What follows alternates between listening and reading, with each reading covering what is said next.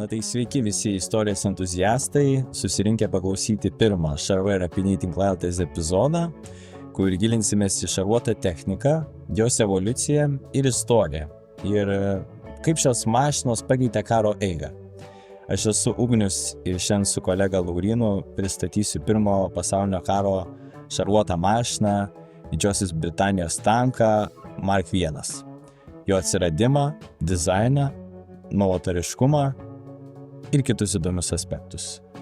Taigi, įsivaizduokit dabar, kad esate vienas iš karių dalyvaujančių pirmajame pasaulinėme kare, aplinkui riksmai ir aimanos, patrankų garsai ir tarp purvo permirkusių mūšio laukų ir kurtinančio artilerijos riaumojimo iškilo technologinis stebuklas, visam laikui pakeisintis karybą, tai yra tankas.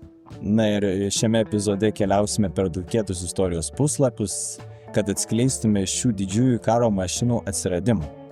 Tyrinėsime inžinerinius sprendimus, iššūkius, su kuriais susidurėme mūšio lauke ir neišdildomą pėdsaką, kurį jie paliko karo istorijai. Nuo ankstyvųjų eksperimentų su laikinais šarvuotais automobiliais ir ikoniškų tankų, kuriuos atpažintų kiekvienas riedėjusių per vakarų frontą. Prisijunkite prie mūsų, kai atskleisime neišpasakytas istorijas apie inžinierius, kareivius ir vadus, kurie buvo šios technologinės revoliucijos pradininkai. Nuo įtemptų pirmųjų dislokavimo akimirkų iki taktinių sumetimų, nulėmusių jų naudojimą, mes paaiškinsime pamirštas pirmojo pasaulinio karo ir šarvuotų monstrų aspektus. Taigi, Ugne, dabar aš tavęs norėčiau paklausti vieną įdomaus dalyko. Kaip manai, kaip atsirado pavadinimas tankas karybos istorijoje? Na, matyt, kad priešai nesuostų, apie ką čia vyksta kalba, kas per naujasis projektas, manau vis tiek reikėjo kažkaip užmaskuoti. Tai manyčiau, kad buvo kaip nors pavadintas galbūt kaip vandens pervežimų koks įrankis, kaip kokia cisterna, tarkim kaip koks vandens tankas, tai aiškiai būtų fuel tank. Realiai kažkas panašaus. Šį žodį pradėjo vartoti kaip kodinį pavadinimą užslėpti, tu visiškai esi teisus ties šituo. Ir buvo norima sudaryti įspūdį priešams, kad kalbama ne apie naujos kartos ginklą, kuris dar nebuvo niekam rodytas, nebuvo apskritai tik sukurtas, tai jį pavadino tanku, kad priešai galvotų, kad čia kažkas su vandeniu, su pervežimu ir kad tai visiškai nepavojinga. Su tuo pavojingumu, kaip būtų pasikeitę visa karo eiga, jeigu vokiečiai tik išleidus tanką jau žinotų, ko tikėtis ir ko laukti ir jau būtų spėję apsiginkluoti. Jie būtų jau pasiruošę, jie būtų sukūrę didesnės patrankas, didesnio kalibro ir jie jau žinotų viską, kaip sunaikinti šį monstrą, kaip panaikinti jo mobilumą ir panašiai, visus šitos dalykus, jie būtų jau pasiruošę viskam.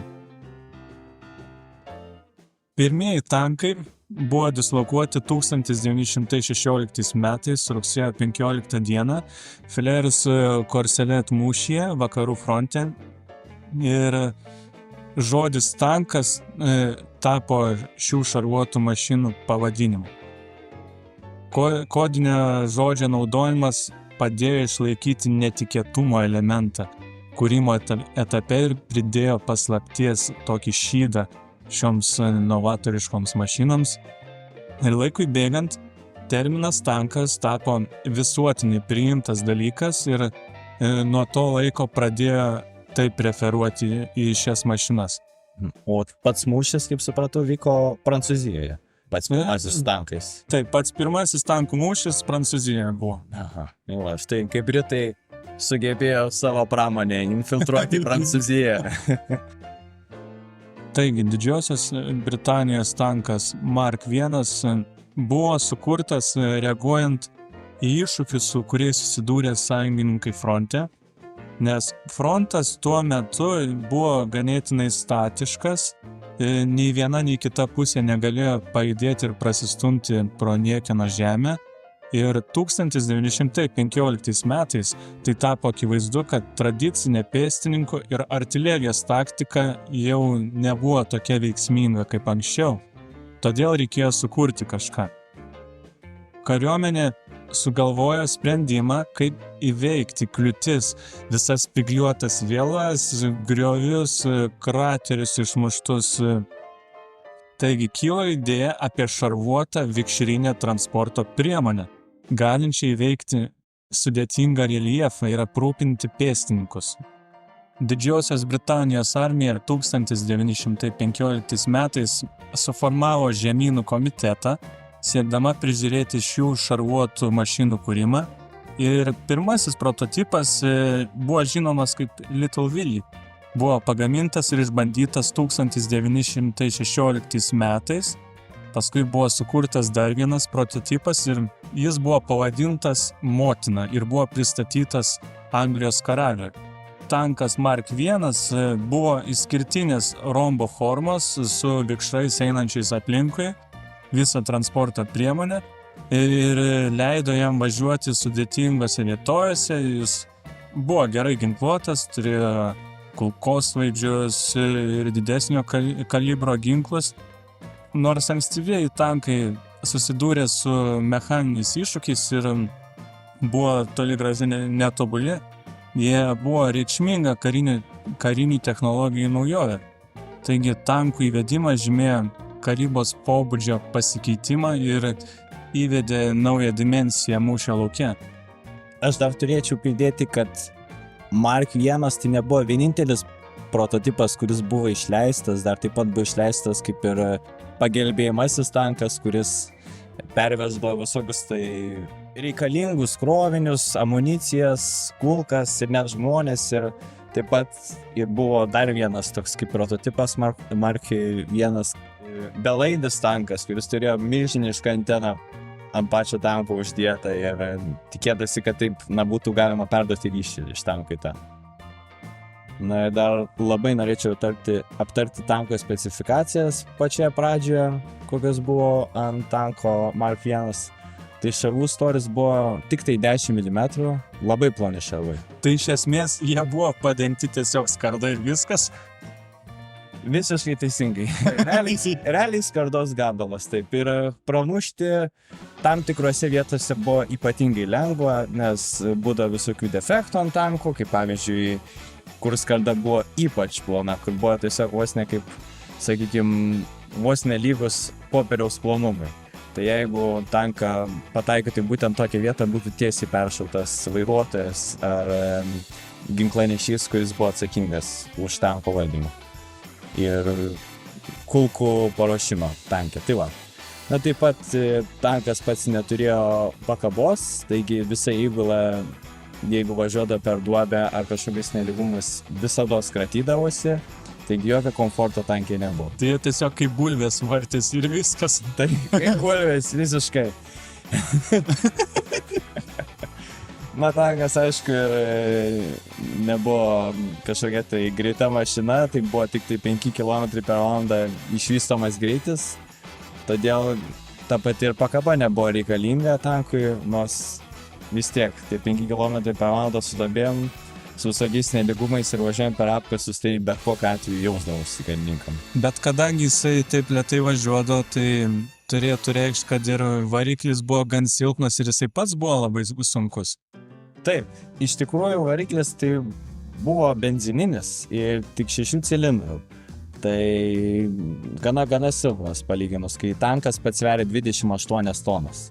Ir dar plius įgula nuo 8 iki 12 žmonių, tai tokiam varikliui jisai turbūt dūsdavo pačiam tanke. Ne tik kariai dūsdavo nuo pačio variklio, kuris skleisdavo garus ir visokius dūmus, bet ir pats tankas, kuris vos sugebėdavo pavažiuoti su tokiu svoriu. Tai va. Na ir aišku, apie ginklus dar šiek tiek įsiplės galiu, kad tai buvo pagalbiniai ginklai, tai 6 svarų jūrinės patrankos arba automatai. Dažniausiai automatai būdavo iš šono ir priekį būdavo pagalbinis automatas ir taip pat vairuotojas sėdėdavo priekyje. Na taip pat verta paminėti, kad tanko priekyje buvo 2 sėdynės, kurios buvo rezervuotos tanko vadui ir tanko vairuotojui. Apie komunikaciją dar pakalbėsime šiek tiek vėliau, kaip jie susikalbėdavo tokiam garsiam tanke. Na ir aišku, kiti visi nariai įgulos turėdavo stovėti, klūpėti arba net tam tikrais atvejais atsigulti. Apie patogumus tai ne tik, kad pakabos nebuvo, bet nebuvo nei šviesų ir būdavo tamsu ir kaip ir minėjau, nuo variklio išmetamų dujų, nes nebuvo jokių tam tikrų specialių nutiestų vamzdžių, kurie išmestų tas visas dujas, tiesiog... Tai tanko įgula tiesiog dūsdavo nuo išmetamųjų dujų. Jo, visiškai dūsdavo nuo šių dujų. Reikėtų paminėti, kad tie ginklai jie neturėjo, kurie buvo uždėti, kaip pavyzdžiui, kulkosvaidžiai ar taip sunkesnieji pabūklai. Iš esmės, jie būdavo sukami ne kažkokiu tai aparatų ar kažkokiu tai krumpliaračių, bet vienai pačio žmogaus. Jis turėjo pats paimtą ginklą ir iš visų jėgų bandyti pasukti į vieną ar į kitą pusę. Negana to, kad jis net negalėdavo pilnai savo ašyje suktis. Jis turėjo tam tikrą akląją zoną. Tankas, kaip sakant, buvo darytas gana greitai. O pačio tanko vairavimą, tai būdavo pačiam gale tanko įtaisyta tokia kaip uodega su ratais ir ji buvo skirta vairavimui. Tačiau tam tikri specialistai mano, kad net ir be uodegos tanką buvo galima valdyti.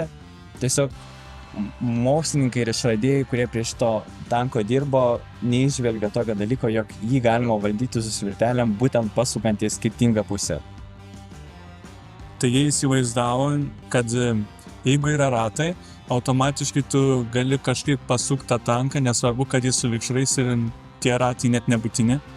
Taip, nors galų gale vis tiek buvo prieita išvada, kad tie ratai ne tik buvo kaip ir pasukimo mechanizmas, bet taip pat kaip ir tanko centro masės palaikymas. Nes buvo manoma, kad tankui tai bus lengviau atsistoti į savo pradinę poziciją, jeigu jis, tarkim, įvažiuotų į apkasus ir juose pastriktų. Buvo manoma, kad jis apkasuose tiesiog pastriktų, vien tik dėl to, kad jis neturėjo pakankamai ilgio. Na, iš tikrųjų, galų gale vis tiek tie ratai pasiteisino. Ant tanko viršaus buvo uždėtas tinklas. Tai buvo sugalvota kaip Britų iniciatyva, jog kad vokiečiai negalėtų užmesti granatų ant viršaus. Tačiau vokiečiai net pradžių net to ir nebuvo sugalvota, tas tinklas, jis ir nebuvo toks jau labai naudingas. Nors keletą kartų tikrai pasitarnavo. O tai kaip dėl kamufliažo tada buvo? O kamufliažas tai aišku buvo naudojamas pradžiai. Aišku, ten nieko ypatingo nebuvo, tiesiog paprasti dažų potėpiai, bet galų gale tankas per visus tos molynus ir purvus važiuodamas vis tiek įsitempdavo ir nebesimatydavo tų jo kamufliažo spalvų, tai netgi tiesiog paėmė ir nudažė galų gale po to visus tankus ruda spalva. Bet taip pat buvo manoma pačioj pradžioj, kad ant tanko gal vis dėlto verta daryti, kaip šiuolaikiniai tankai dabar yra padaryti, uždėti bokštelį ant viršaus. Tačiau buvo manoma, kad tai gali sukelti tam tikrų problemų ir tai tas bokštelis neįsilaikytų vietoj, jis tiesiog pradėtų griuvinėti. Todėl tuo atveju bokštai buvo pritvirtinti iš šono. Taigi mes jau apkalbėjom apie tanko specifiką, kodėl jis buvo sukurtas. Ir aš norėčiau dar trumpai pakalbėti, kuo jisai buvo ypatingas. Pirmiausia, jis buvo labai novatoriško dizaino.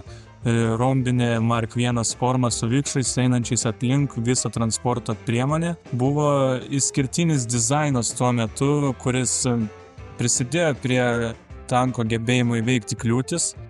Ši konstrukcija taip pat padėjo tolygiau paskirstyti transporto priemonės svorį, padidindama jos mobilumą šiek tiek.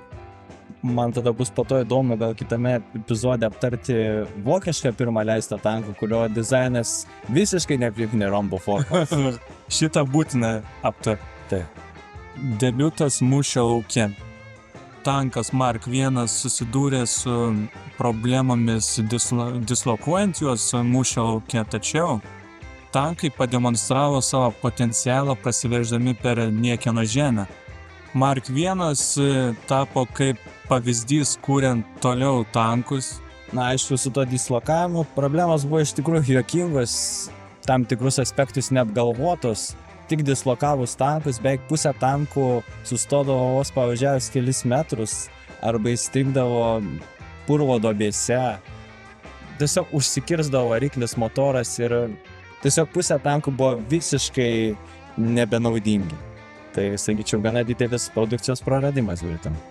Bet svarbiausias dalykas, kurį norėčiau pažymėti, kad Mark I turėjo didelį poveikį kuriant ateities tankus Antro pasaulinio karo pradžioje.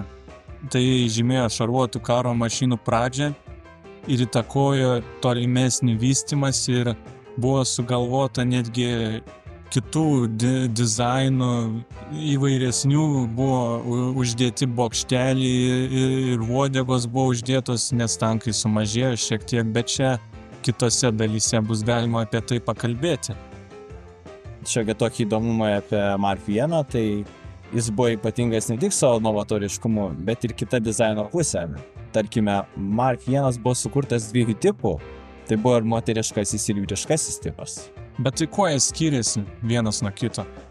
Moteriškasis tipas tai buvo toks tankas, kuris buvo ginkluotas tik kulkosvaidžiais, be sunkiųjų pabūklų. Tai paprastai jie turėjo kelis kulkosvaidžius M190 tipų ir jie buvo naudojami pėstininkų ir lengvųjų įtvirtinimų pramušimų. Na ir aišku, o štai pavyzdžiui, vyriški tankai buvo aprūpinti sunkia ginkluotė, tai turėjo sunkiuosius pabūklus. Jie paprastai turėjo 2-6 svarų jūrinius pabūklus abiejose šonuose. Šie ginklai buvo skirti kovoti su priešo kulkosvaidžių įtvirtinimais, artilerija, na ir kitais sunkiai pėstininkų pralaužiamais įtvirtinimais. Dabar man labai įdomu, kokia buvo priešo reakcija, vis tiek tai buvo nauja sukurta mašina, pasirodžius tik fronte, kokia buvo reakcija kareivių priešo, kai jie pamatė juos. Štai išėjusime ne per seniausiai kurtame filme Vakarų fronte nieko naujo, jau turbūt 3 kartą kurto per 100 metų. Tai pakankamai gerai buvo atvaizduota, kai filmą žiūrėjau, tai kariai bėgo, kilo sumaištis, jie nesupranta, kas vyksta, štai pirmas kažkoks metalinis drakonas atvažiuoja, kad štai tokia buvo reakcija, kaip tu manai, Laurienai. Aš manau, kad jie turėjo būti ganėtinai sumišę, nes tai kaip siurprizas, nes kaip tada įveikti, kaip kovoti su tokia mašina, ką daryti reikia. Aš įsivaizduoju, kad jie turėjo būti pasimetę ir turėjo labai didelį psichologinį spaudimą. O kaip tos pačius tankus bandė atremti priešai? Vokiečiai šiuo atveju. Tai kariai bandė nusitaikyti į tankus artilerijos pabūklais, bandė mėtyti rankinės granatas ir bandyti kitaip pašalinti tankai iš mūšio lauko. Tačiau kadangi jie buvo ganėtinai lėti, o mūšio lauke buvo viskas greitai judėjo, jie tiesiog galbūt nelabai sureaguodavo į juos, nes vis tiek jie buvo gan panašios spalvos. Ta niekieno žemė buvo tokie rudi purvini ir juos buvo sunkiau pastebėti šiek tiek. Net jeigu ir bus sunku pastebėti, tai garsas vis tiek bet kokią atveju išduodavo. Jie tai burzdavo, tratėdavo, visą žemę drebindavo.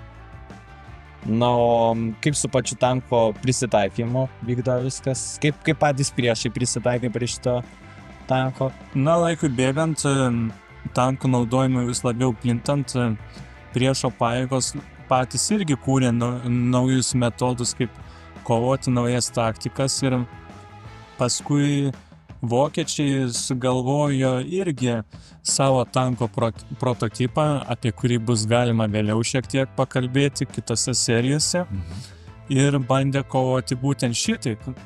Na ir kad klausytam būtų aiškiau įsivaizduoti, kaip tas tankas viduje atrodo, pasitengsime kuo tiksliau papasakoti, tai Mark I buvo labai ankštas, tanko vidus buvo padalintas į skirtingus skyrius, skirtingai įgulai ir nepamirškime to, kad durelės buvo gana mažos, tad jeigu tankas užsidegtų, turbūt visa įgula nespėtų įsigelbėti. Aš girdėjau tokį faktą įdomų apie tanko patį variklį, ir kiek man yra žinoma, tanko variklis buvo pačiam viduryje ir jisai nebuvo kažkaip uždengtas. Mano klausimas būtų toks. Kadangi variklis yra pačiam centre, tai turėjo garsas būti nežmoniškas realiai. Tai kaip tada ta įgula komunikuoja? Kaip jie susišneka, ką jie turi daryti tarpusavyje? Visų pirma, tai susišnekėti būdavo neįmanoma. Jeigu bandoma buvo susišnekėti, tai turbūt balsą greičiau prarėktum, negu iš tikrųjų ką pasakytum. Taip pat karštis, išmetamosios dujos. Iš tikrųjų buvo sunkiai situacija, tikrai buvo ir radio ryšių nebuvo tada, arba jie nebuvo taip išvystyti radio ryšiai. Todėl būdavo kalbama gestais, būdavo rodoma, kada stabdyt, kada važiuot. Aišku, taip pat laikui bėgant šitą dalyką, aišku, pakeitė radijas, bet pačioj pradžiai rankų pagalba buvo komunikuojama ir buvo labai prasta ventiliacija tankiai. Tai realiai tiesiog mobili pirtis. Mobili pirtis. Iš matomumo irgi buvo matomumas labai ribotas.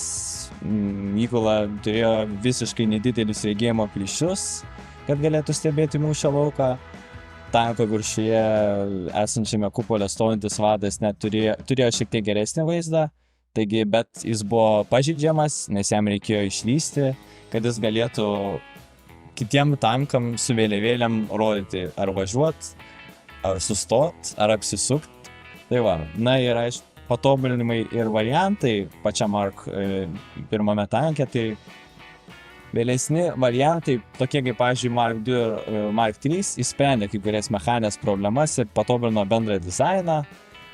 Tie vėlesni patobulinimai tai iš tikrųjų buvo su geresnė ventiliacija, buvo įdėti papildomi kulkosvaidžiai, patobulinti vikšrai, ir šiek tiek dadėta minimaliai patogumų, kad įgula bent kažkiek geriau galėtų jaustis ir patirtų mažiau žalos patys. Laikui bėgant, Britai tanką Mark 1 kelis kartus patobulino ir modifikavo, nes kariuomenė siekė išspręsti dislokavimo metu nustatytus iššūkius ir trūkumus. Pirmiausias dalykas, ką norėčiau paminėti, buvo patobulinti mechaniniai komponentai, skaitant variklį ir transmisiją. Taigi tai padidino bendrą tankų patikimumą ir ilgamžiškumą ir, kaip tu sakei, jie jau dabar nebeustrigdavo purvo duobėse. Dar vienas dalykas labai svarbus. Mark 1 dizainas buvo pagrindas kuriant specializuotus variantus su specifiniais vaidmenimis. Čia iškyla hermafrodito variantas. Ką tai reiškia? Tai turėjo ir vyriškų, ir moteriškų bruožų, kaip derinys su jūriniam patrankom ir kulkosvaidžiais. Kiti variantai buvo tiekimo tankai, apie kuriuos jau kalbėjom. Jie atveždavo atsargas į frontą arba išvilkdavo tankus iš priešakinių linijų, padėdavo pamuštiems tankams. Buvo įdėtas radio ryšys, nors ankstesniuose variantuose jo nebuvo iš esmės, arba buvo, bet vienas kitas te turėdavo. Tai sudėjo į visus ir pagerino bendrą komunikaciją ir jau tankai tarpusavėje galėjo derinti puolimo planus ir visą judėjimą ir geriau koordinuoti savo operacijas. Ir galiausiai, siekiant užtikrinti geresnę apsaugą, pastorino šaras. Taigi ačiū visiems, kurie klausė laidos Šarvai ir apiniai.